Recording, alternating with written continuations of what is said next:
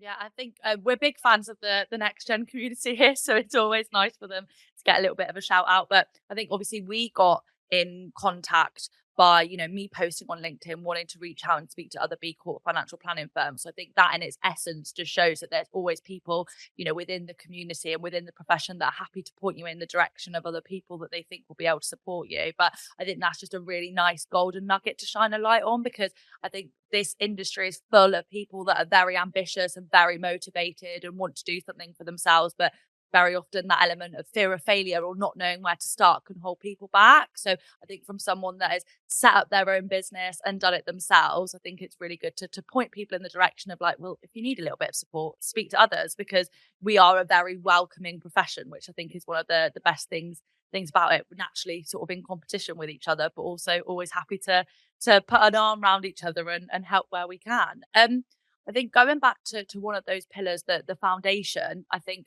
our audience will be really intrigued to know more about that and how it looks at Altor Wealth and sort of what that involves. So can you talk about that in a bit more detail for us? Yeah, sure. So we set the foundation up entirely separately from the business. We have one external trustee just to keep us, keeps on the straight and narrow with it. The foundation essentially is there to receive the first share of the income of the partnership, and it does essentially it does two things. It's building up half of the income it receives. It's building up a longer term endowment, so that once the main business has broken away at some point in the future, or if someone else takes over, doesn't want to carry that on, I can't advise forever, so I can't be running the business forever. So the idea is that it will have sufficient capital to sustain itself in perpetuity, really. So that's the idea of that half. And then the other half of the revenue comes in, goes straight out to grants given to UK registered charities to support various projects. So we support poverty alleviation globally, do a lot of environmental work as well, and some work supporting mental health locally. So we have sort of a range of local, global, and then thematic things that we support. We tend to commit to supporting set charities so the same amount regularly, and then we'll make a commitment for a set amount of time, just so that they know they've got the stability of the income, and that they know what to expect. And that's been fantastic. And to be perfectly honest, that's become a big driver of the way we run the business, the reason for running the business, and gives us the energy, hopefully, to carry on running it, because it's a big motivator for us. We also do match give if our staff are raising for their own charities, as long as it's a cause that's within the boundaries of what we will look at as a foundation, then we'll match 1-for-1 if they're doing their own fundraising. So that's led to some really, really nice initiatives as well. Yeah, because I was going to say, obviously, you at like founder level, it's obviously something that you've been really passionate about, and your personal ethos has made that you can incorporate that within the business. But is it something that the wider staff, wider employee body is really bought into as well? Yeah. I hope so. I hate to talk for them, but yeah, I like to think so. I think it does flow through what we do as a business. But we're not perfect as a business. We've got things wrong. We're founders, and we're first time founders. Sometimes people in the past within the business, forget that we're to a degree doing this by trial and error, and hopefully there's been less error on the client side, but internally we haven't always made the right decisions. But I like to think that it does underpin that ethos of the firm, not only the B Corp status, but also the fact that there is that focus, there's that charitable focus, the fact that we will support staff to fundraise themselves, and support the causes that they care about as well. Hopefully is something that they find meaningful.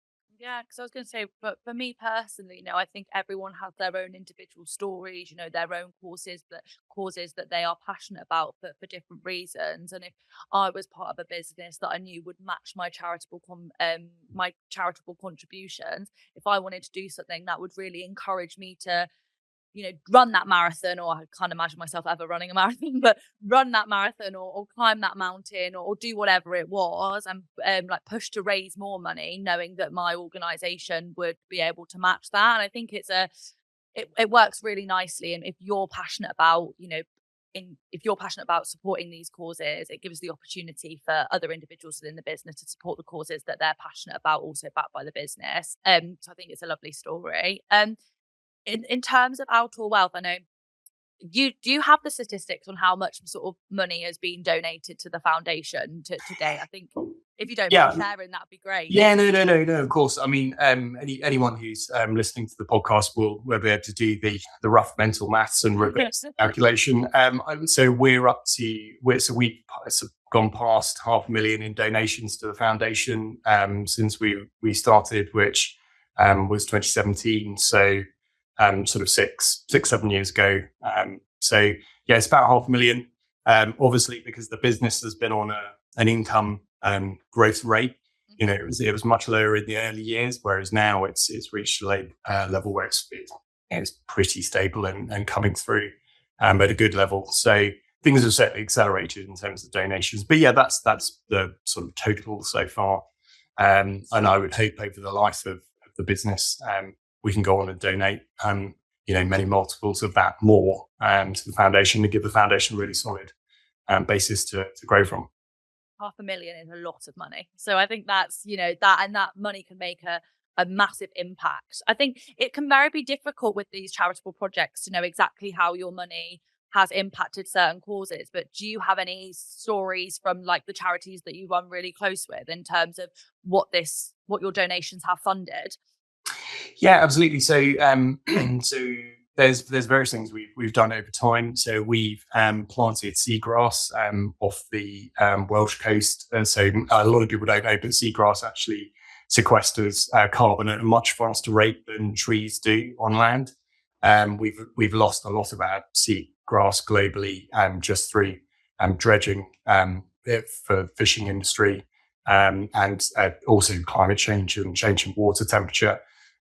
So we've been supporting a project that is reseeding seagrass in a little place called Dale in Wales to try and just capture that carbon again. And that's something that once planted, obviously, as long as it doesn't get destroyed again, is a sort of an evergreen, I guess, in terms of carbon. We've supported a charity locally to here that provides mental health support to people who can't afford private counselling sessions and can't realistically wait for the NHS waiting lists currently. They do require a small donation because they want their clients to value the sessions, the mental health sessions, the counselling that they have. So they ask them to pay £5 for a counselling session. So our funding has essentially allowed them to pay for their rental costs because, of course, although they've got people who volunteer who are trained psychotherapists and counsellors, they've still got the premises costs because people come to them for sessions. So we've been able to support them to be able to afford to rent the offices that they've got or the treatment rooms they've got. So it was just a couple of examples. We'll respond to crises when they break out, globally as well. So it depends a little bit what happens in a year, but those are probably two of the ones that are more practical and closer to home.